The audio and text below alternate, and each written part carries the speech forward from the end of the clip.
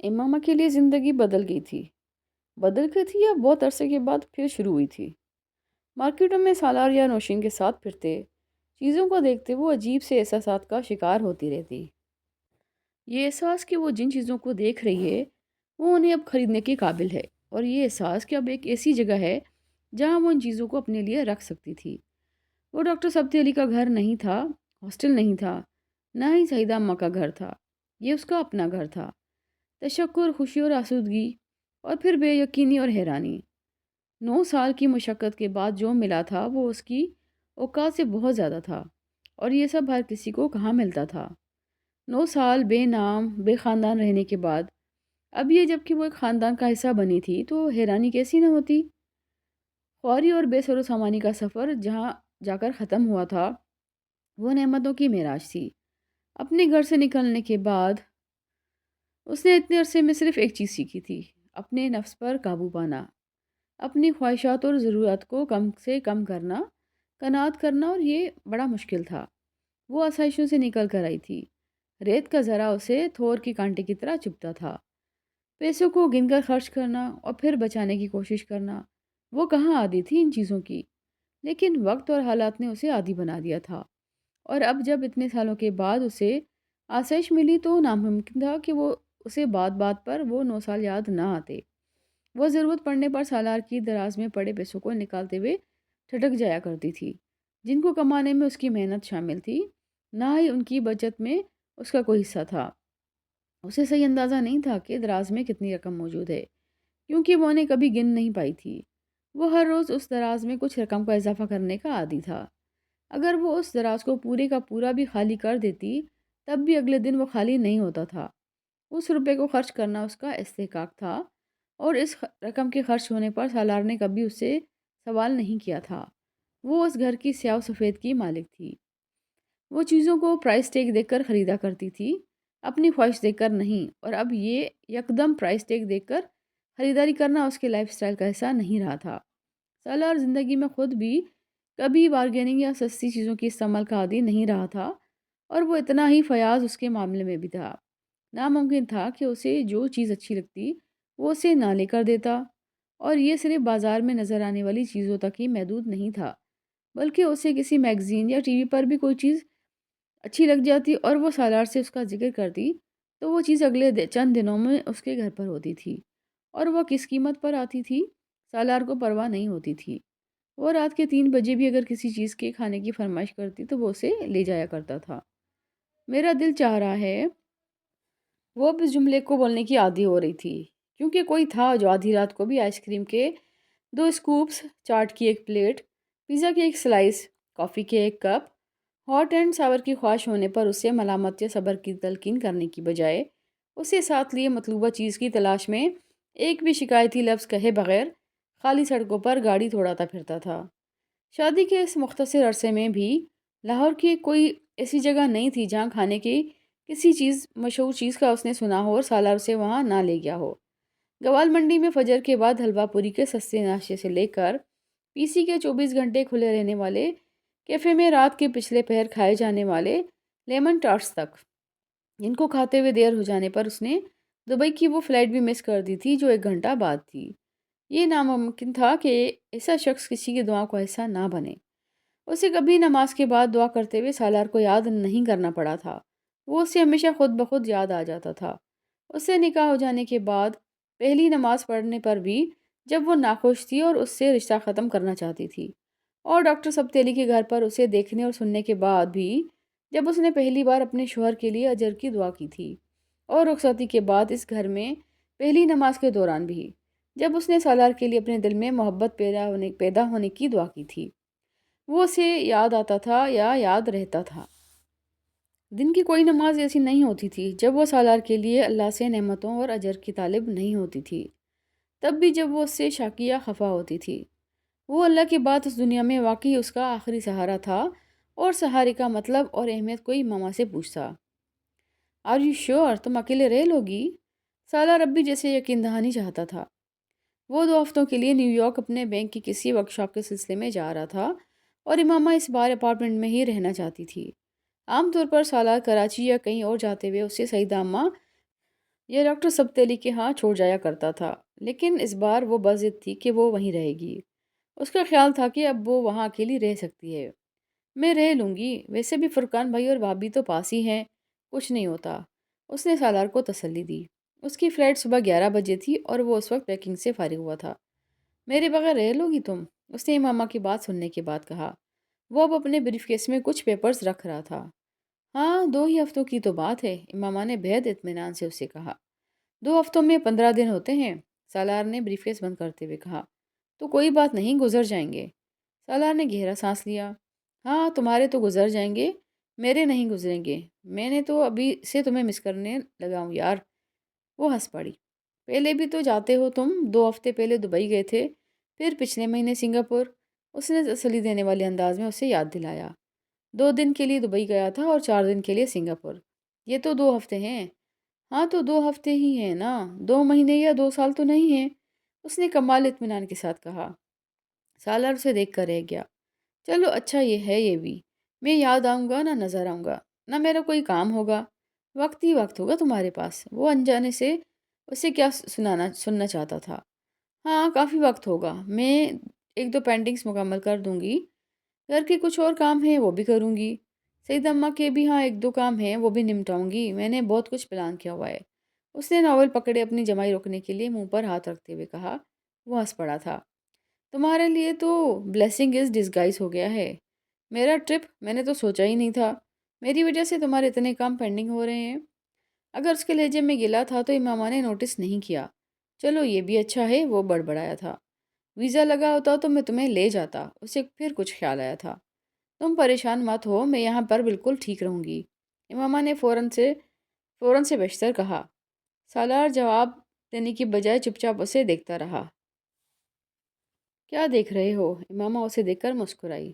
تمہارا اطمینان، میں فلمی ہیروئنز کی طرح ڈائلاگ نہیں بول سکتی۔ صرف فلمی ہیروئنز ہی ڈائلاگ بولتی ہیں؟ نہیں، ہیرو بھی بولتے ہیں۔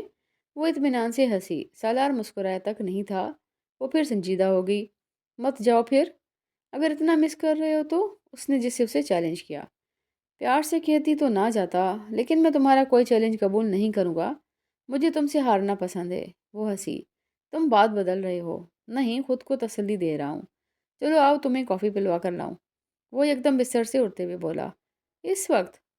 رات کو اس وقت امامہ تیار نہیں تھی۔ ہاں، اتنے دن تک تو نہیں پلوا سکوں گا کافی۔ وہ دراز سے والیٹ اور کار کی چابیاں نکال رہا تھا۔ لیکن اب میں پھر کپڑے بدلوں؟ مت بدلو، چادر لے لو، یہی ٹھیک ہے۔ سالار نے اس کی بات کاٹی۔ وہ اب سیل فون اٹھا رہا تھا۔ فورٹریس سے کافی پینے کے بعد وہ اسٹیڈیم کے گرد بے مقصد ڈرائیو کرتا رہا۔ اب گھر چلیں، تمہیں آرام کرنا چاہیے۔ امامہ کو اچانک خیال آیا۔ میں پلین میں آرام کروں گا۔ امامہ کی سمجھ میں نہیں آیا کہ وہ اتنا سنجیدہ اور گہری سوچ میں کیوں ڈوبا ہوا تھا۔ واپس آتے ہوئے اس نے راستے میں ایک دکان سے بہت سا پھل خریدا۔ تم یہاں نہیں ہوگے تو اتنا پھل خریدنے کی کیا ضرورت ہے؟ امامہ حیران ہوئی تھی۔ تمہارے لیے خریدا ہے، شاید پھل کھاتے ہوئے میں تمہیں یاد آ جاؤں، اس نے مسکرا کر کہا تھا۔ یہ پھل کھانے کی شرط ہے؟ وہ بے اختیار ہنسی۔ نہیں، امید۔ امامہ اسے دیکھ کر رہ گئی۔ واقعی اسے سمجھ نہیں آ رہا تھا کہ 2 ہفتے کا ٹرپ اتنا لمبا تو نہیں تھا کہ اس پر کسی قسم کی اداسی کا اظہار کیا جائے۔ کم از کم سالار سے وہ اس طرح کی جذباتیت کی توقع نہیں کر رہی تھی۔ اسے واقعی سالار کے جانے کے بعد پہلے 2 دن کوئی مسئلہ نہیں ہوا۔ وہ معمول کی کام کرتی رہی۔ اس نے نامکمل تصویروں پر کام شروع کیا اور ساتھ ہی ایک نیا ناول بھی شروع کر دیا۔ سالار کی عدم موجودگی میں رات کا کھانا وہ فرقان کے ہاں کھایا کرتی تھی۔ 2 دن تک وہ اطمینان سے ان کے ہاں کھانا کھانے اور کچھ دیر گپ شپ کرنے کے بعد گھر واپس آ جاتی، پھر کوئی ناول نکال لیتی اور سونے تک پڑھتی رہتی۔ لیکن مسئلہ تیسری رات کا ہوا تھا۔ اس دن سالار نے اسے دن بھر کال نہیں کی تھی اور اتنے مہینوں میں وہ پہلا دن تھا جب ان کے درمیان کسی قسم کا رابطہ نہیں ہوا تھا۔ اس کی طرف سے میسج، کال اور نہ ہی کوئی ای میل آئی تھی۔ وہ پچھلی رات سے بھی بہت مصروف تھا۔ اس نے اسے پہلے ہی بتا دیا تھا کہ شاید اگلے چند دن وہ اسے بات نہ کر سکے۔ نیو یارک پہنچنے کے بعد سالار سے اس کی صرف 5 منٹ کے لیے بات ہوئی تھی، لیکن پچھلے 2 دن سے وہ وقفے وقفے سے مختصر ہی صحیح اس کو ای میلز بھیجتا رہا تھا، اور اب وہ بھی یکدمانہ بند ہو گئی تھی۔ وہ اس رات فرقان کے ہاں کھانے پر نہیں گئی۔ اس کی بھوک غائب ہو گئی تھی۔ اس نے اس دن کمپیوٹر مسلسل آن رکھا ہوا تھا۔ اس آس میں کہ شاید وہ اسے ای میل کرے، حالانکہ وہ ورکشاپ کے دوران اسے ای میل نہیں کرتا تھا۔ رات کو اس نے کافی کے لیے کریم نکالنے کے لیے فریج کھولا تو اس نے کیک کا وہ ٹکڑا دیکھا جو 2 دن پہلے وہ ایئرپورٹ جانے سے پہلے کھاتے کھاتے چھوڑ گیا تھا، اور امامہ کی سمجھ میں نہیں آیا کہ اس نے کیک کا وہ بچا ہوا ٹکڑا فریج میں کیوں رکھ چھوڑا تھا۔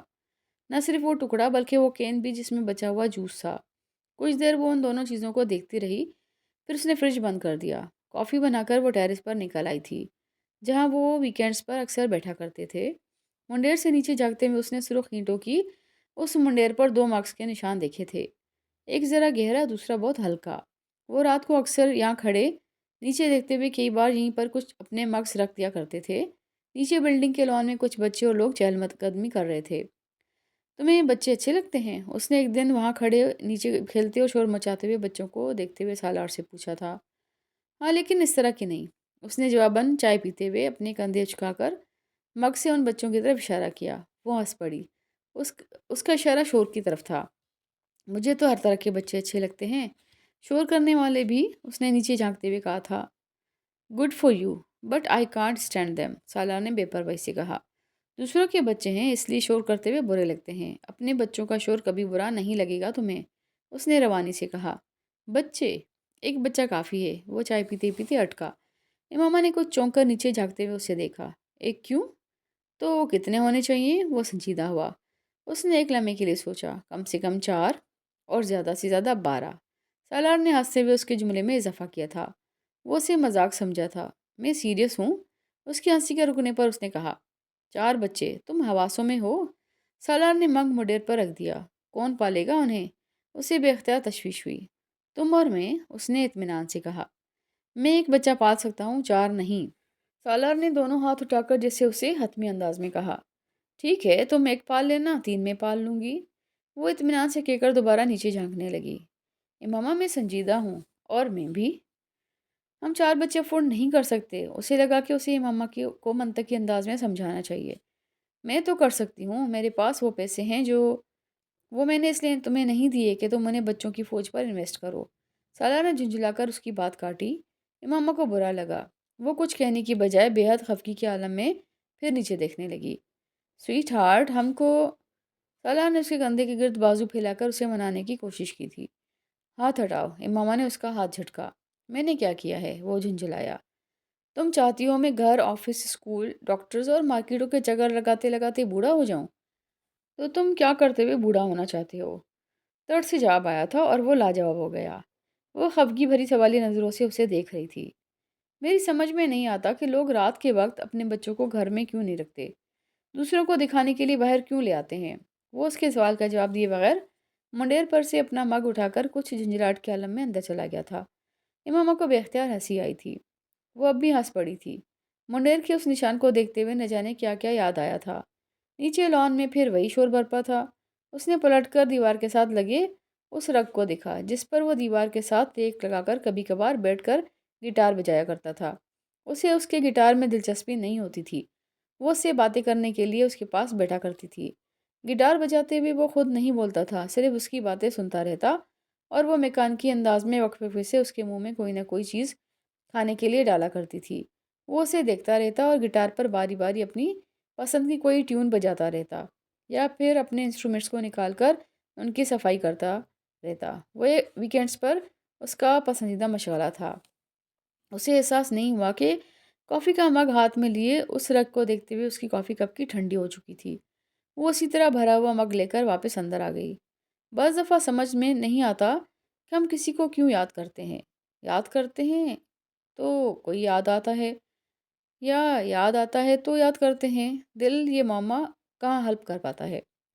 فجر کے بعد وہ مسلسل کمپیوٹر کے سامنے بیٹھی تھی۔ کال نہیں تو کوئی ای میل صحیح۔ اس نے وقفے وقفے سے اسے 4-5 ای میلز کی تھی، پھر وہ مایوس ہو گئی۔ جواب نہ آنے کا مطلب تھا کہ وہ ای میلز چیک نہیں کر رہا تھا۔ اگلے دن اداسی کا دورہ پہلے سے بھی شدید تھا۔ اس دن وہ پینٹنگ نہ کر سکی، نہ کوئی کتاب پڑھ سکی، اور اس نے کھانا بھی نہیں پکایا۔ فریج میں پچھلے چند دن کا پڑا ہوا کھانا کھا لیا۔ شام تک وہ اگلے دن سیدہ اماں کے ہاں جانے کا فیصلہ کر چکی تھی۔ اس کا خیال تھا یہ تنہائی تھی جو اسے مزمحل کر رہی تھی۔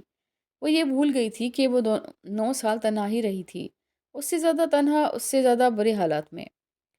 اس دن اسے سالار کی 3 لائنوں کی ایک ای میل ملی تھی اور ان 3 لائنوں کو اس نے رات تک کم از کم 300 بار پڑھا تھا۔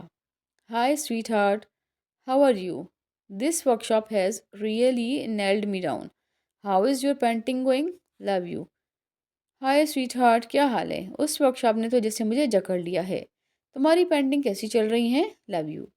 ان 3 جملوں کی ایک میل کے جواب میں اس نے اسے ایک لمبی ای میل کی تھی جس میں اسے وہ اپنی ہر ایکٹیویٹی بتاتی تھی۔ اس کے بعد دوسرا، دوسرے کے بعد تیسرا جھوٹ وہ اسے یہ کیسے کہہ دیتی کہ وہ اداس ہے۔ پھر وہ وجہ پوچھتا تو اسے وہ اپنی اداسی کی کیا وجہ بتاتی؟ بیٹا چہرہ کیوں اترا ہوا ہے تمہارا؟ کوئی پریشانی ہے؟ جھگڑا کر کے تو نہیں گیا سالار تمہارے ساتھ؟ سیدہ اماں نے اس کے چہرے پر پہلی نظر ڈالتے ہی اپنے سوالوں سے اسے بوکھلا دیا تھا۔ وہ بری طرح متفکر ہوئی تھی۔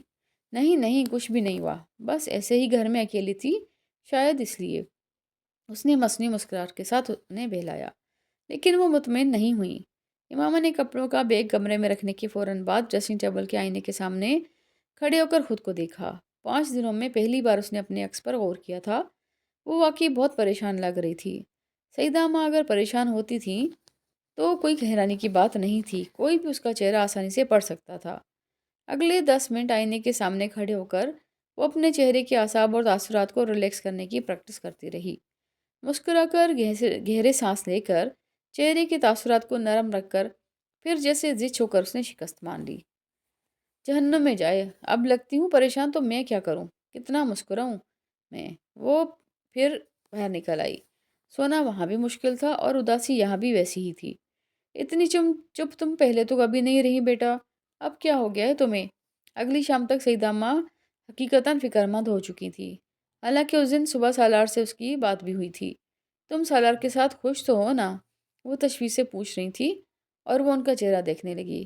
اداسی بری طرح بڑی تھی۔ مسئلہ خوشی کا نہیں تھا، مسئلہ یہ نہیں تھا کہ وہ اس کے ساتھ خوش ہے یا نہیں، بات صرف اس کے ساتھ رہنے کی تھی۔ خوش یا اداس جیسے بھی ہو، لیکن اس کے ساتھ ہی۔ اس نے سیدہ اماں کو جواب دینے کی بجائے موضوع بدل دیا تھا۔ وہ 2 دن وہاں رہ کر پھر اسی بے چینی کے عالم میں واپس آئی تھی۔ لیکن تم نے تو کہا تھا کہ تم میرے آنے تک وہیں رہو گی۔ سالار اس کی واپسی پر حیران ہوا تھا۔ میری مرضی، وہ کچھ اور کہنا چاہتی تھی لیکن معلوم نہیں اس نے یہ کیوں کہا۔ اوکے، وہ جواب پر حیران ہوا تھا لیکن اس نے کوئی مزید سوال نہیں کیا۔ مجھے نیو یارک سے ورکشاپ ختم کرنے کے بعد یہیں سے 2 ہفتے کے لیے کینیڈا جانا تھا۔ سالار نے اسے اگلی خبر سنائی۔ اس کی سمجھ میں نہیں آیا۔ کیا مطلب؟ وہ جو کولیگ مونٹریال اور والی کانفرنس اٹینڈ کر رہا تھا، اسے کوئی میڈیکل ایمرجنسی ہو گئی ہے۔ فوری طور پر مجھے کانفرنس میں جانے کے لیے کہا گیا ہے کیونکہ میرے پاس ویزا بھی ہے اور میں قریب بھی ہوں۔ وہ صدمے سے بول نہیں سکی۔ 2 ہفتے باہر ٹھہرنے کا مطلب تھا کہ وہ عید کے 1 ہفتے کے بعد واپس پاکستان آتا۔ ہیلو، سالار نے اس کی لمبی خاموشی پر لائن پر اس کی موجودگی چیک کی۔ یعنی عید کے بعد آؤ گے تم؟ اس نے اپنے لہجے کی مایوسی پر قابو پاتے ہوئے سالار کو یاد دلانے کی کوشش کی کہ عید قریب ہے۔ ہاں، یک حرفی جواب آیا۔ یقیناً اسے یاد تھا۔ اور میں عید پر کیا کروں گی؟ اس کی سمجھ میں نہیں آ رہا تھا کہ وہ اس سے کیا بات کرے۔ مایوسی کی انتہا تھی جس کا وہ اس وقت شکار ہو رہی تھی۔ 1 ہفتے کا انتظار 3 ہفتوں میں تبدیل ہو گیا تھا اور 3 ہفتوں کے لیے اسے اپارٹمنٹ میں اکیلا رہنا تھا۔ اسے سالار پر غصہ آنے لگا تھا۔ تم اسلام آباد چلی جانا عید پر، سالار نے کہا۔ نہیں، میں یہیں رہوں گی، اس نے بلا وجہ ضد کی۔ ٹھیک ہے، یہیں رہ لینا، سالار نے بآسانی گھٹنے ٹیک دیے۔ تمہیں کیوں بھیج رہے ہیں؟ بھیجنا تھا تو پہلے کہنا چاہیے تھا انہیں۔ اسے اب بینک والوں پر غصہ آ رہا تھا۔ ایسی ایمرجنسی ہو جاتی ہے کبھی کبھار، وہ کسی اور کو اتنے شارٹ نوٹس پر پاکستان سے نہیں بھیج سکتے، ورنہ مجھے کہاں بھیجنا تھا انہوں نے، سالار نے وضاحت کی۔ پھر بھی تم کہہ دیتے کہ تم مصروف ہو، تمہیں ان دنوں پاکستان میں کچھ کام ہے۔ وہ ہنس پڑا۔ لیکن مجھے تو کوئی کام نہیں ہے، میں جھوٹ بولتا؟ امامہ کو غصہ آ گیا۔ زندگی میں کبھی جھوٹ نہیں بولا کیا؟ نیور، اپنے کام میں ضرورت ہی نہیں پڑی، اس نے اطمینان سے کہا۔ امامہ بول نہیں سکی۔ تم ایسا کرو، ڈاکٹر صاحب کے گھر چلی جاؤ، اتنے دن اکیلے رہو گی تو بور ہو جاؤ گی، اس نے اسے مشورہ دیا۔ نہیں، میں بور نہیں ہوں گی، مجھے یہاں بڑے کام ہیں۔ وہ اس کے مشورے پر کچھ چڑ سی گئی۔ سالار کو اس کی ٹون نے حیران کیا تھا۔ وہ اس طرح کبھی بات نہیں کرتی تھی اور ابھی کچھ دیر پہلے تک تو وہ بہت خوشگوار اور پرجوش انداز میں اس سے باتیں کر رہی تھی۔ پھر یکدم اسے کیا ہوا تھا؟ کم از کم وہ یہ نہیں سوچ سکتا تھا کہ اس کے کینیڈا میں مزید رکنے کی وجہ سے وہ اپسیٹ ہو رہی تھی۔ وہ امامہ سے پوچھنا چاہتا تھا لیکن فوری طور پر اس نے موضوع کو بدلنا بہتر سمجھا۔ اپسیٹ شاید ایک بہت چھوٹا لفظ تھا اس کیفیت کے لیے جو وہ اس وقت محسوس کر رہی تھی۔ وہ بے حد غم اور غصے میں تھی۔ اسے یہ ایکسٹینشن دھوکا لگ رہا تھا۔ آخر وہ اسے 4 ہفتے کا کہہ کر تو باہر نہیں گیا تھا۔ سوال یہ تھا کہ اگر 4 ہفتے کا بھی کہہ کر جاتا تو اسے کیا اعتراض ہونا تھا؟ اس نے تب بھی اسے اسی طرح خوش دلی روانہ کرنا تھا، یہ اندازہ لگائے بغیر کہ وہ بعد میں ان 3 دنوں کے ایک ایک گھنٹے کو گنے گی۔ میں بھی اب ای میل سے ای میل نہیں کروں گی، نہ ہی کال کروں گی، نہ ہی اسے پوچھوں گی کہ اسے کب آنا ہے اور کب نہیں۔ آنا ہے تو آئے، نہیں تو نہ آئے، جہنم میں جائے، میرا ہی قصور ہے۔ بار بار اس سے نہ پوچھتی تو وہ اس طرح نہ کرتا۔ اس رات بستر میں لیٹے ہوئے وہ بے حد رنجیدگی کے عالم میں ان تمام چیزوں کی فہرست بناتی رہی جن میں اب اسے سالار کی نافرمانی کرنی تھی۔ بستر پر لیٹے چھت کو گھورتے ہوئے اس کی فہرست ابھی 255 انٹریز تک پہنچی تھی کہ اسے بیڈ کے بالکل اوپر چھت پر چھپکلی نظر آئی۔ وہ اٹھ کر بیٹھ گئی۔ اکیلا گھر اور چھپکلی، یہ فی الحال اس کے لیے بدترین تھا۔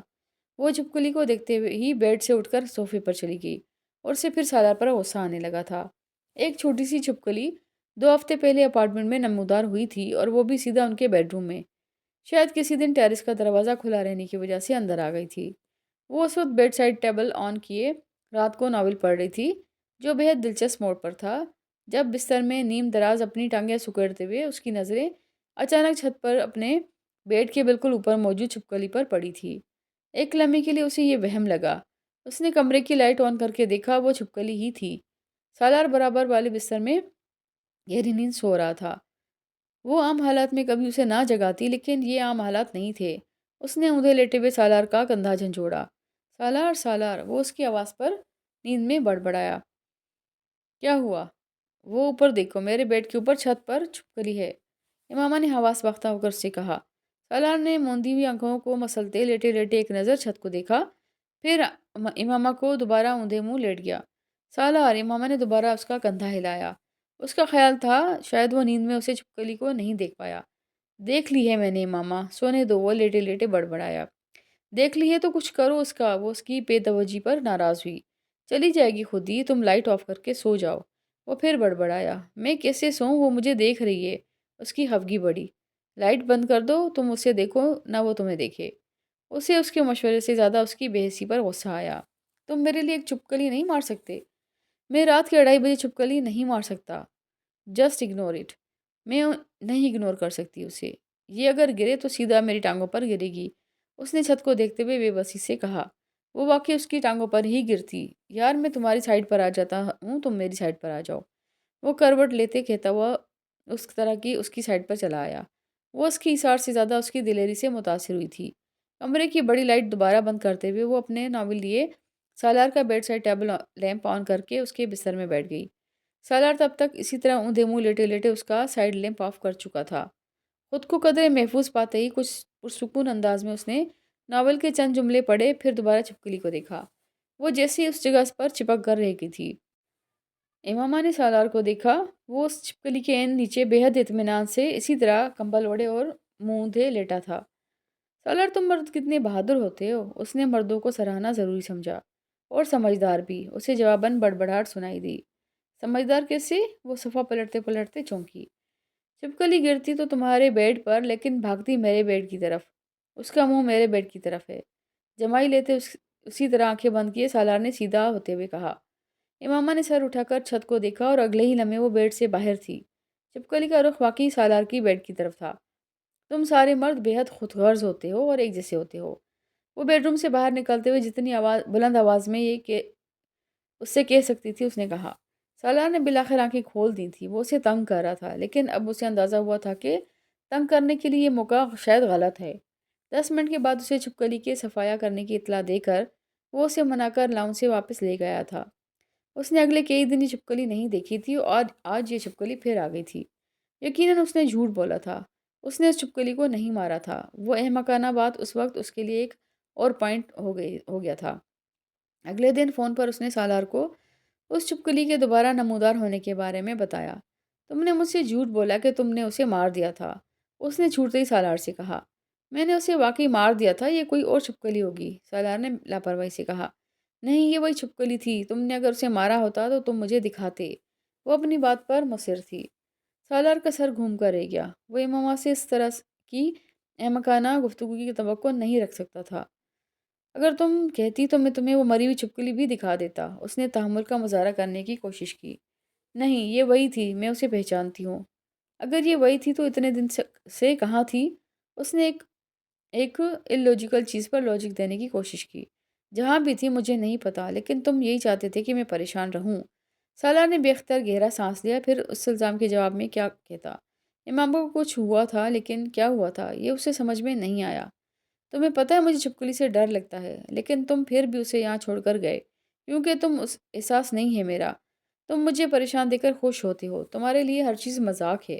اس کی کسی بات کا کوئی سر پیر نہیں تھا۔ کم از کم سالار نہیں ڈھونڈ سکا، لیکن وہ اس کی گفتگو کو سنتا رہا۔ تم ہمیشہ میرے ساتھ اس طرح کرتے ہو اور مجھے پتا ہے تم نے ہمیشہ اسی طرح کرنا ہے، کیونکہ تمہارے لیے صرف تمہاری اپنی اہمیت ہے اور میں تمہارے گھر کی نوکرانی ہوں یا ہاؤس کیپر۔ تم جہاں مرضی پھرو، لیکن میں ہمیشہ گھر پر رہوں جیسے غلام رہتے ہیں۔ میں سارا دن کام کروں اور تم میرے لیے ایک چھپکلی نہیں مار سکتے۔ وہ اس بے ربط گفتگو کے اختتام پر ہچکیوں سے رو رہی تھی۔ ساری گفتگو میں ایشو کیا تھا؟ چھپکلی کا نہ مارا جانا، اس کی خود غرضی، اس کا گھر پر نہ ہونا یا گھر کے وہ کام جو اسے کرنے پڑ رہے تھے۔ وہ سمجھ نہیں سکا۔ وہ اے سے زیڈ تک جاننے والی گفتگو نہیں تھی، ایکس سے 3/1/2 تک جانے والی گفتگو تھی، جس کو سمجھنے کے لیے جس فارمولے کی ضرورت تھی وہ فی الحال سالار کو نہیں آتا تھا۔ اگلے 5 دن وہ بے حد تحمل سے اس کی ہچکیوں کے تھمنے کا انتظار کرتا رہا، اور پھر جب بالآخر طوفان کچھ تھما تو اس نے کہا، آئی ایم سوری، میرا قصور ہے۔ میں فرقان سے کہتا ہوں ملازم کو بھیجے، وہ چھپکلی کو مار دے گا۔ فی الحال معذرت کے علاوہ اس صورتحال سے نمٹنے کا کوئی اور راستہ نظر نہیں آیا۔ نہیں، اب میں چھپکلی کے ساتھ رہوں گی تاکہ تمہیں یہ پتہ چلے، اس نے ناک رگڑتے ہوئے اس سے کہا تھا۔ امامہ کا مسئلہ کیا تھا وہ اسے نہیں سمجھ رہا تھا، لیکن وہ حیران تھا کہ اگر یہ موڈ سوئنگز سے تو یہ بدترین قسم کے تھے، اور اگر یہ ٹینٹرمز سے تو سمجھ میں نہ آنے والے۔ لیکن پاکستان سے اتنی دور بیٹھے وہ سوچنے کے علاوہ اور کچھ نہیں کر سکتا تھا۔ فرقان کے ملازم نے آ کر اس دن وہ چھپکلی مار دی تھی، لیکن اس چیز نے بھی امامہ کے دل میں کسی ممنونیت کو پیدا نہیں کیا تھا۔ اگلے دن کھانا پکاتے ہوئے اس کے ہاتھ پر چھری سے کٹ لگ گیا۔ سنک میں پانی کے نیچے انگلی رکھے اسے پھر وہ یاد آنے لگا، وہ یہ کیا ہوا ہے۔ وہ اس دن آفس سے آنے کے بعد لاؤنج میں ٹہلتے ہوئے فون پر کسی سے بات کر رہا تھا۔ امامہ ڈنر کے لیے برتن لگا رہی تھی۔ وہ بات کرتے ٹہلتے ہوئے کچن کاؤنٹر پر پڑے پیالے سے کچھ بینز کھا رہا تھا جب امامہ نے آ کر وہاں رکھے چاول اٹھائے۔ سالار نے اس کے ہاتھ کی پشت پر چند آبلے دیکھے۔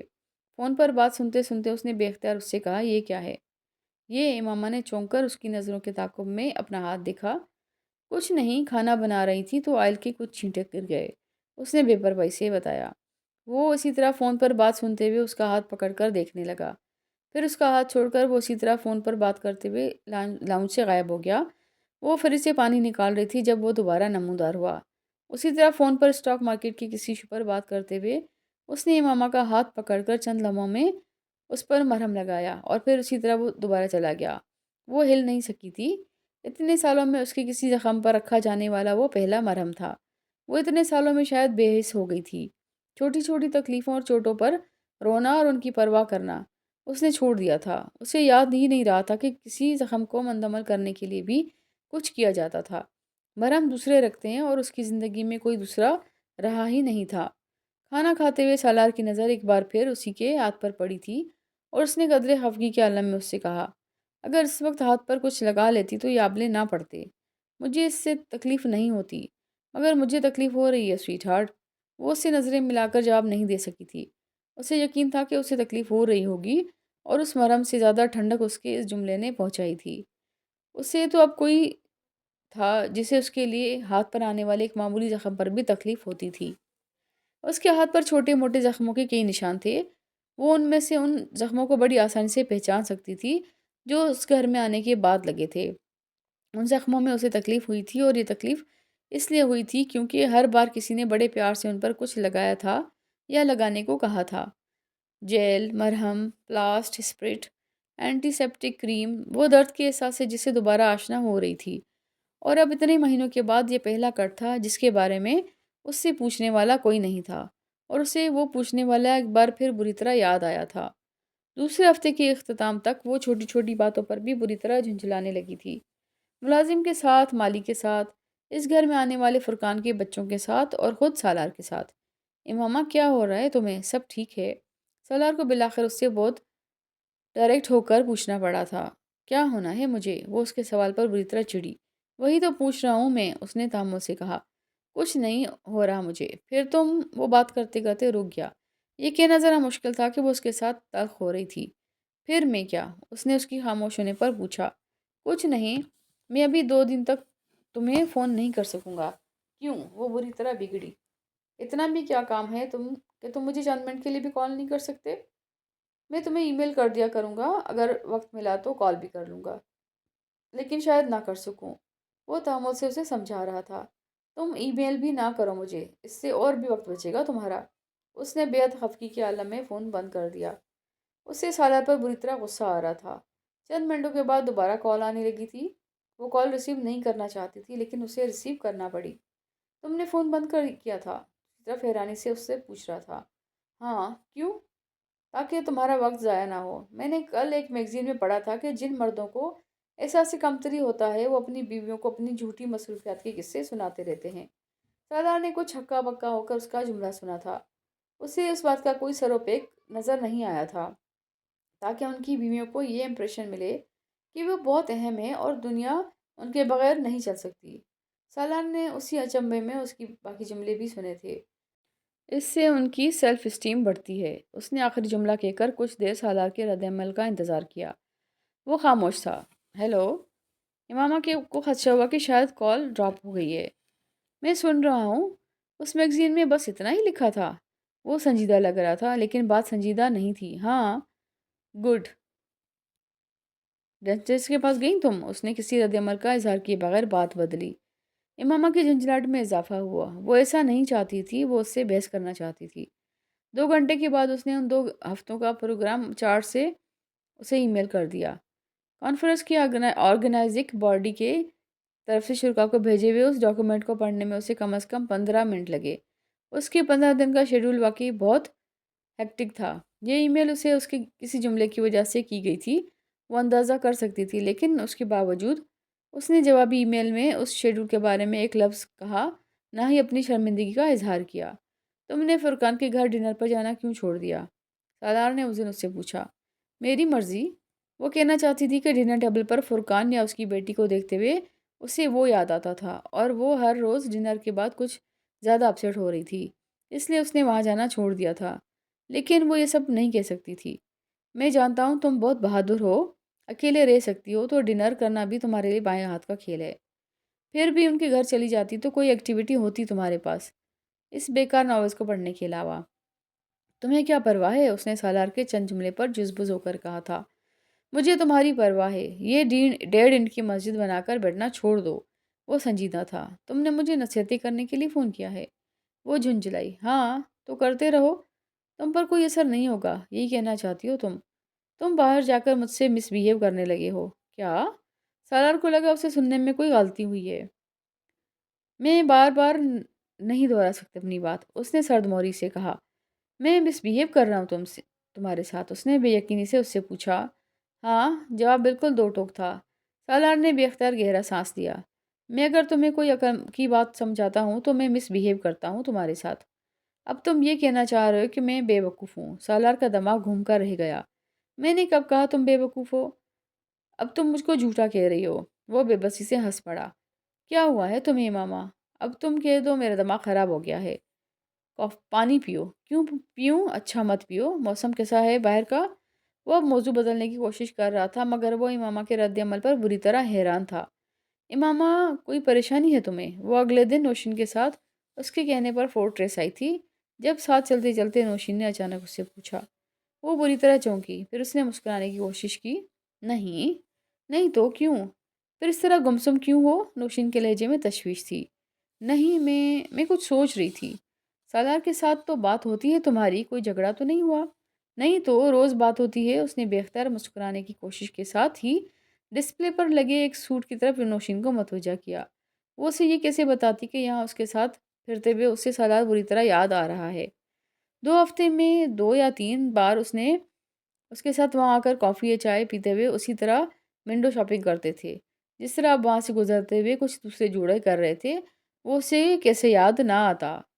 سالار اگر اس کے بنتے بگڑتے موڈ کو نہیں سمجھ پا رہا تھا تو وہ خود بھی اپنے آپ کو نہیں سمجھ پا رہی تھی۔ وہ سارا دن اس کے بارے میں سوچ سوچ کر اداس ہوتی رہتی اور اس سے بات کرتے ہوئے وہ بلا وجہ اس سے جھگڑتی۔ اسے اس پر شدید غصہ آتا تھا، اور کیوں آتا تھا یہ اس کی سمجھ سے باہر تھا۔ وہ کئی سالوں کے بعد اتنے لمبے ڈپریشن کا شکار ہوئی تھی، اور زندگی میں پہلی بار 3 ہفتوں میں وہ ایک ناول بھی مکمل نہیں کر پائی تھی۔ پینٹنگ تو خیر دور کی بات تھی۔ وہ سارا دن ٹی وی آن کیے اس کی کال کے انتظار میں بیٹھی رہتی، یا پھر کمپیوٹر آن کیے پرانی ای میلز پڑھتے ہوئے کسی نئی ای میل کے لیے بیٹھی رہتی۔ چند لائنز کے بعد وہ ای میلز جن میں وہ اس کا حال پوچھتا تھا اور اپنی ایکٹیویٹی بتاتے ہوئے اس سے پوچھتا تھا کہ وہ کیا کر رہی ہے، وہ ان ای میلز کو درجنوں بار پڑھتی رہی۔ ایک لمبا چوڑا جواب لکھ کر اس کے اس ای میل کے انتظار میں ساری ساری رات اس کی چیزیں نکال کر صاف کر کے ری ارینج کرتی رہتی، یا پھر اس کی کلیکشن میں موجود چارلیز تھیرون کی موویز دیکھتی رہتی۔ یہ واقعی بے بسی کی حد تھی کہ اسے وہ ایکٹریس اب بری لگنا بند ہو گئی تھی، جس کو وہ پہلے سالار کے سامنے دیکھنا پسند نہیں کرتی تھی۔ ہر روز کھانے کی ٹیبل پر وہ اس کے برتن بھی لگا دیتی، یہ جیسے میں کھانے کی ٹیبل پر اپنی تنہائی دور کرنے کی کوشش تھی۔ رات کو سونے کے لیے اپنے بستر میں لیٹے وہ لائٹ آف کرنے کے بعد بھی کروٹ لیے کتنی کتنی دیر اس کے بستر اور سرہانے کو دیکھتی رہتی۔ وہ سونے سے پہلے لائٹ آف کرنے کے بعد بھی اس سے کچھ دیر باتیں کیا کرتا تھا، اور اب یہ خاموشی اس کے اعصاب کو بری طرح مزمل کر رہی تھی۔ عید کے لیے اسلام آباد جانے تک گھر کی اس خاموشی اور تنہائی نے اسے مکمل طور پر حواس باختہ کر دیا تھا۔ اسلام آباد سے آنے کے بعد بھی اس نے خود کو بہتر محسوس نہیں کیا تھا۔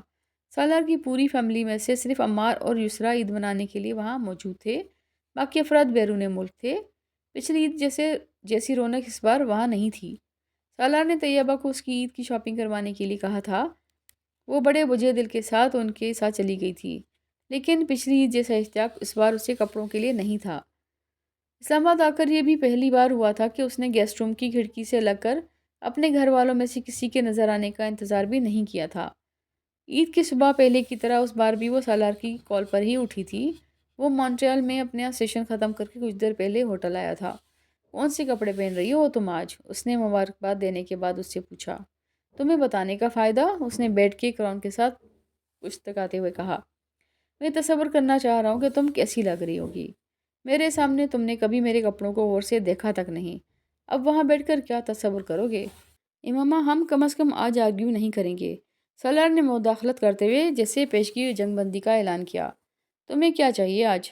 فلاورز اور کیک تو ممی سے میں نے کہا ہے، تمہارے لیے کچھ اور چاہیے؟ نہیں، وہ بے حد اداس تھی۔ مجھے مس تو نہیں کر رہی تم؟ سالار نے مذاق کیا تھا، لیکن اس نے جیسے اس کی دکھتی رگ پر ہاتھ رکھ دیا تھا۔ اس کی آنکھوں میں آنسوؤں کا سیلاب امڑ آیا تھا۔ اس نے اپنی آستین کے ساتھ آنکھوں کو رگڑ کر صاف کرنے کی کوشش کی تھی۔ وہ اس کی خاموشی پر غور کیے بغیر بات کر رہا تھا۔ کینیڈا میں عید پہلے ہی ہو چکی تھی، اور وہ عید کے دن بھی کانفرنس اٹینڈ کر رہا تھا۔ وہ زندگی میں کئی عیدیں اسی طرح گزار چکا تھا۔ پچھلی عید اسے کم از کم اس عید والے دن اپنی مصروفیات کی وجہ سے یاد نہیں آ سکی تھی، لیکن پچھلی عید امامہ کو پچھلے 2 دن سے تنگ کر رہی تھی۔ کب کی فلائٹ ہے تمہاری؟ اس نے کوشش کی تھی کہ اس کی آواز بات کرتے ہوئے بھی نہ بھرائے۔ یہ امکانہ چیز تھی۔ باقی چیزوں پر رونا ٹھیک تھا، لیکن کم از کم وہ اس کے سامنے اس کے نہ ہونے کے لیے نہیں رو سکتی تھی۔ وہ بڑی شرمندگی محسوس کرتی اگر وہ یہ جان جاتا کہ وہ اب اسے فلائٹ کا بتا رہا تھا۔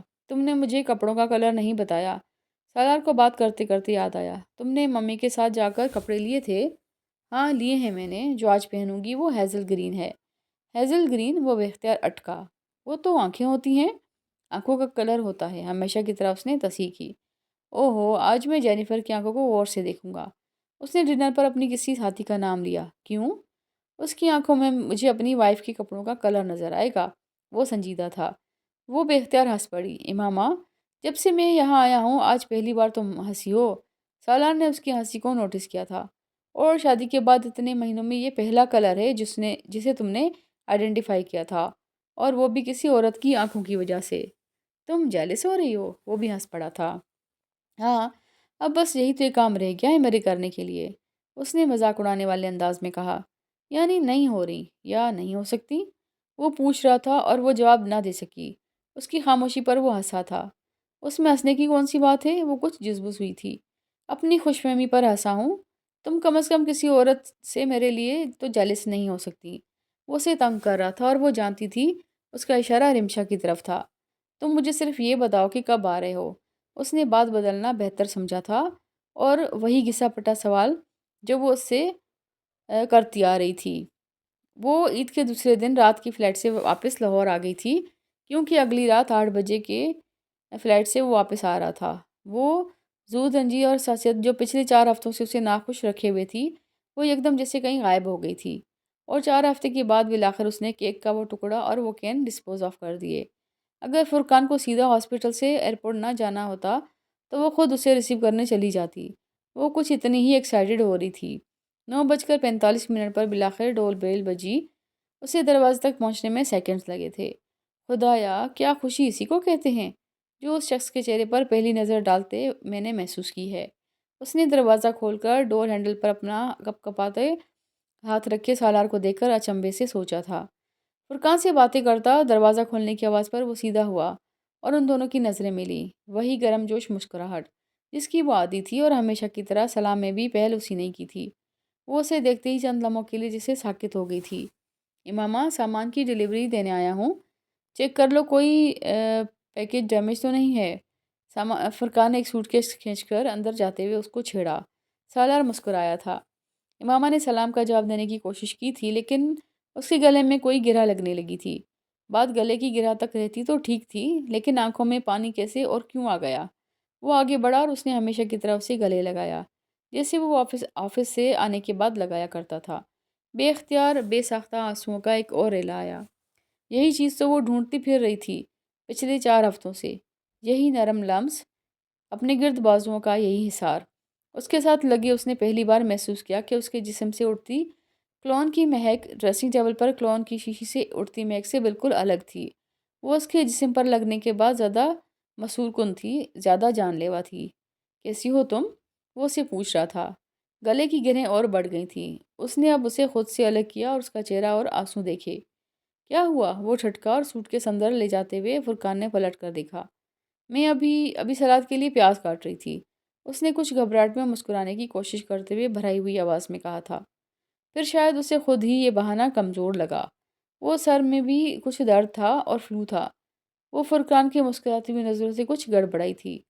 سالار نے فرقان کو نظر انداز کیا اور اسے ایک بار پھر ساتھ لگاتے ہوئے کہا، تو یار کوئی میڈیسن لینی چاہیے تھی۔ کوکنگ رینج پر کچھ رکھ کر آئی ہوں۔ وہ رکے بغیر کچن میں چلی آئی۔ اس کے سامنے کھڑے رہ کر اس سے نظریں ملا کر جھوٹ بولنا بڑا مشکل ہو گیا تھا۔ سنک میں چہرے پر پانی کے چھپاکے مارنے کے بعد اس نے کچھ پانی پیا۔ آواز کی تھرتھراہٹ صرف اسی طرح ختم ہو سکتی تھی۔ وہ دونوں اب اس کے عقب لاؤنج میں کچن کاؤنٹر کے پاس کھڑے باتیں کر رہے تھے، اور ان میں سے کوئی بھی اس کی طرف متوجہ نہیں تھا۔ اپنا چہرہ کچن رول سے تھپتھپا کر اس نے چند گہرے سانس لے کر خود کو نارمل کیا۔ بیٹھو، کھانا کھا کر جاؤ نا۔ وہ جب لاؤنج میں آئی تو سالار فرقان سے کہہ رہا تھا، نہیں اس وقت نہیں، کھانے پر انتظار کر رہے ہوں گے بچے، کچھ دنوں کے بعد چلیں گے کہیں ڈنر کے لیے۔ وہ بیرونی دروازے کی طرف جاتے ہوئے بولا۔ سالار دروازے تک اسے چھوڑنے گیا تھا۔ وہ کچن میں آ کر کھانے کے برتن لگانے لگی۔ وہ دروازے سے واپسی پر کچن میں سیل فون پر بات کرتے ہوئے آیا تھا۔ فون پر سکندر تھے۔ امامہ نے اسے کچن کاؤنٹر پر رکھے پانی کی بوتل کو کھولتے دیکھا۔ فون کندھے اور کان کے بیچ دبائے اس نے بوتل کا ڈھکن کھولا۔ امامہ نے اس کے گلاس کی طرف جانے سے پہلے ایک گلاس لا کر اس کے سامنے کاؤنٹر پر رکھ دیا۔ سالار کے ہاتھ سے بوتل لے کر اس نے گلاس میں اس کے لیے پانی ڈالا۔ سالار نے سکندر سے بات کرتے ہوئے سر کے اشارے سے اس کا شکریہ ادا کیا اور پھر پانی کا گھونٹ بھرتے ہوئے کہا، پاپا خیریت پوچھ رہے ہیں تمہاری۔ فریج کا دروازہ کھولتے ہوئے وہ مسکرائی، میں اب ٹھیک ہوں۔ سالار نے اس کے جملے پر غور کیے بغیر سکندر تک اس کا جملہ پہنچا دیا۔ کاؤنٹر پر پڑے سلاد میں سے سیب کا ایک ٹکڑا کانٹے سے اٹھا کر منہ میں ڈالتے ہوئے وہ اسی طرح فون پر سکندر سے بات کرتے ہوئے کچن سے نکلا۔ امامہ نے اسے ٹیرس کا دروازہ کھول کر ٹیرس کے پودوں پر نظر دوڑاتے دیکھا۔ ٹیبل پر برتن رکھتے ہوئے اس کی آنکھوں میں ایک بار پھر نمی آنے لگی تھی۔ 1 مہینے کے بعد یہ جگہ اسے گھر لگی تھی، اور اس کی ہی وجہ گھر میں گونجتی وہ آواز اور ادھر سے ادھر جاتا اس کا وجود تھا۔ برتن رکھنے کے باوجود وہ جیسے بے اختیاری کے عالم میں ٹیبل کے پاس کھڑی فون کان سے لگائے سالار کو ٹیرس پر ادھر ادھر ٹہلتے ہوئے دیکھ رہی تھی۔ بات محبت کی نہیں عادت کی تھی۔ اسے اس کی عادت ہو گئی تھی، اور عادت بعض دفعہ محبت سے بھی زیادہ جان لیوا ثابت ہوتی ہے۔ اسے اچانک خیال آیا کہ وہ کھانا کھانے سے پہلے کپڑے تبدیل کرے گا۔ بیڈ روم میں جا کر وہ اس کے لیے کپڑے نکال کر واش روم میں لٹکا کر آئی۔ وہ واش روم سے نکل رہی تھی جب وہ بیڈ روم میں داخل ہوا۔ میں شاور لے کر کھانا کھاؤں گا، اس نے جسے اعلان کیا تھا۔ وہ نہ بھی کہتا پھر بھی وہ جانتی تھی۔ وہ سفر سے واپسی پر ہمیشہ نہا کر ہی کھانا کھایا کرتا تھا۔ میں نے تمہارے کپڑے اور ٹاولز رکھ دیے ہیں، اور یہ میں تمہارے لیے نئے سلیپرز لے کر آئی تھی۔ وہ سلیپر کا ڈبہ شورک سے نکالتے ہوئے بولی۔ رہنے دو امامہ، میں خود ہی نکال لوں گا۔ رسٹ واچ اتارتے ہوئے اس نے امامہ کو منع کیا۔ اسے کبھی بھی کسی دوسرے کا اپنے جوتے اٹھانا پسند نہیں تھا، وہ جانتی تھی، لیکن اس کے منع کرنے کے باوجود وہ سلیپرز نکال لائی تھی۔ کچھ نہیں ہوتا، اس نے سلیپرز اس کے پاس رکھ دیے۔ وہ اب بیڈ پر بیٹھا اپنے جوتے اور جرابیں اتار رہا تھا، اور وہ بے مقصد اس کے پاس کھڑی اسے دیکھ رہی تھی۔ شادی کے اتنے مہینوں میں آج پہلی بار وہ اس طرح بے مقصد اس کے پاس کھڑی تھی۔ سالار نے کچھ حیرانی سے نوٹس کیا تھا۔ یہ یلو کپڑے تم نے میرے انتظار میں پہنے ہیں؟ اس نے جرابیں اتارتے ہوئے امامہ کو چھیڑا۔ وہ بے وجہ ہنسی۔ وہ مسٹرڈ کو یلو کہہ رہا تھا، لیکن آج اس نے اس کی تصحیح نہیں کی، اور اس نے آج بھی اس کی تعریف نہیں کی تھی، مگر اسے یہ بھی برا نہیں لگا تھا۔ Nice sleepers. اپنی جرابیں اور جوتے اٹھاتے ہوئے اس نے سلیپرز پہنے اور امامہ سے کہا، میں رکھتی ہوں۔ امامہ نے جوتے اور جرابیں سے لینے کی کوشش کی۔ کیوں یار، پہلے کون رکھتا ہے؟ سالار نے کچھ حیرانی سے اسے روکا۔ امامہ رک گئی۔ واقعی وہ اپنے جوتے خود اٹھانے کا عادی تھا۔ جوتے شو ریک میں رکھتے ہوئے اس نے لانڈری باسکٹ میں جرابیں ڈالی اور واش روم میں گھس گیا۔ امامہ نے بیڈ سائڈ ٹیبل پر پڑی اس کی رسٹ واچ اور سیل فون کو دیکھا۔ ہر خالی جگہ بھرنے لگی تھی۔ وہ جب تک نہا کر آیا امامہ کھانا لگا چکی تھی۔ سالار نے ڈائننگ ٹیبل پر نظر ڈالتے ہی بے اختیار کہا، امامہ کیا کیا پکا رکھا ہے یار؟ جو تمہیں اچھا لگتا ہے، اس نے سادگی سے کہا۔ مجھے؟ وہ کرسی کھینچ کر بیٹھتے ہوئے ٹیبل پر پھیلی ہوئی ڈشز دیکھ کر جیسے کسی سوچ میں پڑا۔ تم نے اپنا وقت ضائع کیا۔ کوئی اور وقت ہوتا تو وہ پورے دن کی محنت پر بولے جانے والے اس جملے پر بری طرح ناراض ہوتی، لیکن آج اسے کچھ برا نہیں لگ رہا تھا، کسی بات پر غصہ نہیں آ رہا تھا، وہ اتنی ہی سرشار تھی۔ میں نے اپنا وقت تمہارے لیے استعمال کیا، اس نے مدھم آواز میں سالار کی تصحیح کی۔ لیکن تم تھک گئی ہوگی۔ نہیں، کیوں تھکوں گی میں؟ اس نے چاولوں کی ڈش سالار کی طرف بڑھائی۔ سالار نے اس کی پلیٹ میں ہمیشہ کی طرح پہلے چاول ڈالے۔ اپنی پلیٹ کے کونے میں پڑے ان چاولوں کو دیکھ کر اس کا دل بھر آیا تھا۔ تو اتنے دنوں سے یہ ایک چیز تھی جو وہ مس کر رہی تھی کھانے پر، اور یہ ایک چیز نہیں تھی۔ وہ اب اپنی پلیٹ میں چاول ڈال رہا تھا۔ 1 مہینے کے بعد وہ اس کے اتنے قریب بیٹھی تھی، کھانا سرو کرتے ہوئے اس کے ہاتھ دیکھ رہی تھی۔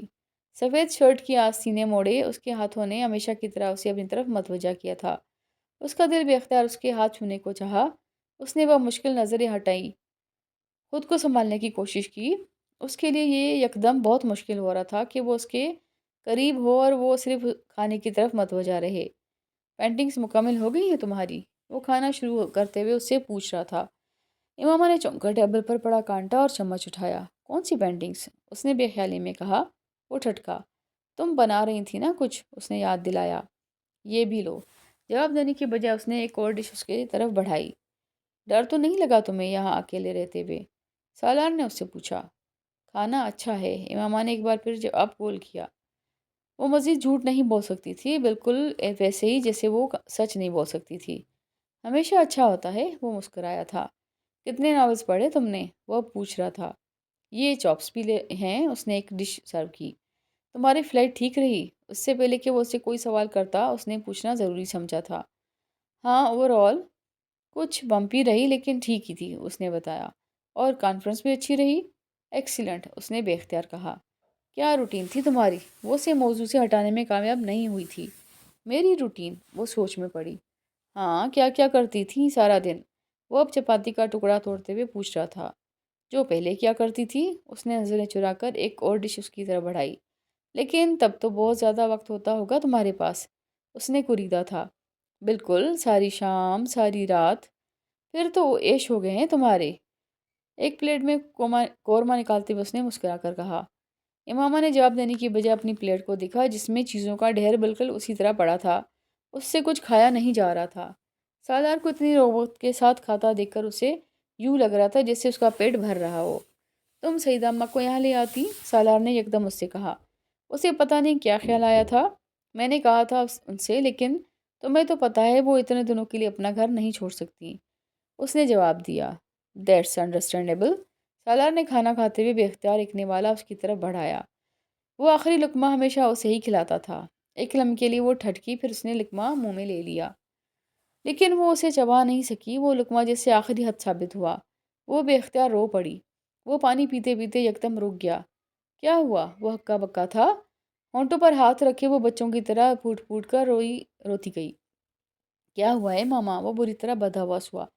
کم از کم اس وقت اس طرح کی گفتگو کے دوران آنسو وہ ان کی وجہ تلاش نہیں کر سکا۔ ایک دفعہ آنسو بہہ جانے کے بعد سب کچھ آسان ہو گیا تھا۔ مزید رونا، بے بسی کا اظہار اور کمزوری کا اعتراف۔ اب مزید دیواریں کھڑی رکھنے کی ضرورت نہیں تھی۔ فور گاڈ سیک، تم پاگل کر دو گی مجھے۔ کیا ہوا ہے؟ سب کچھ ٹھیک رہا میرے بعد؟ کسی نے تمہیں پریشان تو نہیں کیا؟ وہ اب مکمل طور پر حواس باختہ تھا۔ ٹیشو پیپر سے آنکھیں رگڑتے ہوئے ماما نے خود پر قابو پانے کی کوشش کرتے ہوئے سر ہلایا۔ تو پھر کیوں رو رہی ہو؟ سالار مطمئن نہیں ہوا تھا۔ ایسے ہی، بس میں تمہیں بہت مس کرتی رہی اس لیے۔ وہ کہتے کہتے پھر رو پڑی۔ کیا شرمندگی تھی جو اس نے یہ اعتراف کرتے ہوئے محسوس کی۔ سالار کو لگا اسے سننے میں کچھ غلطی ہوئی تھی۔ کس کو مس کیا؟ تمہیں، اس نے سر جھکا کر روتے ہوئے کہا۔ وہ چند لمحوں کے لیے ساکت ہو گیا۔ مجھے؟ کس لیے؟ یہ بے یقینی کی انتہا تھی۔ وہ روتے روتے ٹھٹکی۔ اس نے سر اٹھا کر اسے دیکھا، پھر بے حد خفگی کے عالم میں ٹیبل سے اپنی ڈنر پلیٹ اٹھاتے ہوئے کچن کی طرف بڑھ گئی۔ میرا دماغ خراب ہو گیا تھا اس لیے۔ وہ کچھ بول نہیں سکا۔ شادی کے تقریباً 4 ماہ بعد اس نے پہلی بار یہ جملہ اس سے کہا تھا، ورنہ وہ آئی لو یو کے جواب میں بھی تھینک یو کہنے کی عادی تھی۔ وہ اب برتن اٹھا اٹھا کر اندر لے جا رہی تھی اور سالار بالکل ہمہ نک سا پانی کا گلاس ہاتھ میں لیے اسے اپنے سامنے سے برتن ہٹاتے دیکھ رہا تھا۔ وہ اس کے رونے سے بھی اتنا حواس باختہ نہیں ہوا تھا جتنا اس کے اس معمول سے اعتراف سے ہو گیا تھا۔ وہ شاک نہ ہوتا تو کیا کرتا؟ 2-4 ہفتے پہلے بڑے دھڑلے سے اسے کہہ رہی تھی کہ اور پانی کا گلاس ہاتھ میں لیے بت کی طرح کرسی پر بیٹھے کوئی اس کے سامنے جیسے کسی معمے کے ٹکڑے ترتیب دینے لگا تھا۔ وہ 4 ہفتے باہر رہ کر اس کے جس رویے کو سمجھنے کی کوشش میں ناکام ہو گیا تھا وہ اب سمجھ میں آ رہا تھا۔ یہ ناقابل یقین تھا، کم از کم اس کے لیے امامہ سے۔ اس نے گردن موڑ کر اسے دیکھا۔ وہ کچن میں ادھر سے ادھر جاتے ہوئے اسی طرح آنکھیں رگڑتے ہوئے چیزیں سمیٹ رہی تھی۔ وہ گلاس ٹیبل پر رکھ کر کچن میں آ گیا۔ وہ فریج سے سویٹ ڈش نکال رہی تھی۔ سالار نے اس کے ہاتھ سے ڈونگا پکڑ کر کاؤنٹر پر رکھ دیا۔ کچھ کہے بغیر اس نے اسے گلے لگایا تھا، بڑی نرمی سے، یوں جسے تلافی کر رہا ہو، معذرت کر رہا ہو۔ وہ خفگی سے الگ ہونا چاہتی تھی، اس کا ہاتھ جھٹکنا چاہتی تھی، لیکن بے بسی تھی۔ فی الحال دنیا میں وہ واحد شخص تھا جو اسے اس طرح گلے لگاتا تھا۔ برسات پھر سے ہونے لگی۔ وہ اس کی عادتیں خراب کر رہا تھا، کسی پیراسائٹ کی طرح اسے اپنا محتاج کر رہا تھا۔ وہاں کھڑے دونوں کے درمیان ایک لفظ کا بھی تبادلہ نہیں ہوا تھا، کوئی معذرت، کوئی اظہار محبت، کچھ نہیں۔ زندگی کے اس کھیل میں لفظ فالتو تھے جس میں وہ لیڈ کر رہے تھے۔ برسات تھمنے لگی تھی۔ وہ ہاتھ سے گال اور آنکھیں خشک کرتی اس سے الگ ہوئی گئی۔ دراصل میں گھر میں اکیلی تھی، اس لیے مس کر رہی تھی۔ انکار، اقرار، اعتراف، پھر انکار، یہ مشرقی عورت کی زندگی کا دائرہ تھا۔ وہ بھی اسی دائرے میں گھومنے لگی تھی۔ جھوٹ کی ضرورت بھی آن پڑی تھی۔ اپنے ارد گرد کھڑی دیوار کے شگاف کو اس نے پھر سے بھرنا شروع کر دیا تھا۔ ہاں، اکیلے ہوں تو ایسا ہی ہوتا ہے۔ سالار نے اس جھوٹ کو سچ بنانے میں اس کی مدد کی۔ امامہ کا حوصلہ بڑھا۔ دانت میں درد تھا تو اس لیے مجھے رونا آ گیا۔ وہ اٹکی، پھر اس نے کہا، ہاں مجھے اندازہ ہے دانت کا درد بہت تکلیف دہ ہوتا ہے۔ ایک دفعہ ہوا تھا مجھے، میں جانتا ہوں کہ کیا حالت ہوتی ہے۔ وہ ایک دوسرے کے سامنے کھڑے، وہ نظریں ملائے بغیر جھوٹ بول رہے تھے۔ وہ اٹکی۔ اب تیسرا جھوٹ ذہن میں نہیں آ رہا تھا۔ جو سوال آ رہا تھا اس نے وہی پوچھا، تم نے مجھے مس نہیں کیا؟ وہ پھر گلی کے اسی موڑ پر آ کر کھڑے ہو گئے تھے۔ ہر دن، ہر گھنٹہ، ہر منٹ، ہر سیکنڈ، وہ اس کی آنکھوں میں آنکھیں ڈالے کہہ رہا تھا، اور امامہ کی آنکھوں میں جیسے ستارے جھلملانے لگے تھے۔